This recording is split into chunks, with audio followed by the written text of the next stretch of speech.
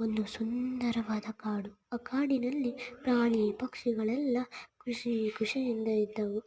ಆದರೆ ಒಂದು ದಿನ ಅಲ್ಲಿಗೆ ಒಂದು ದೊಡ್ಡ ಬಿರುಗಾಳಿ ಮಳೆ ಬಂತು. ಆ ಮಳೆಯಿಂದ ಎಲ್ಲವೂ ಕೊಚ್ಚಿ ನಾಶವಾಯಿತು.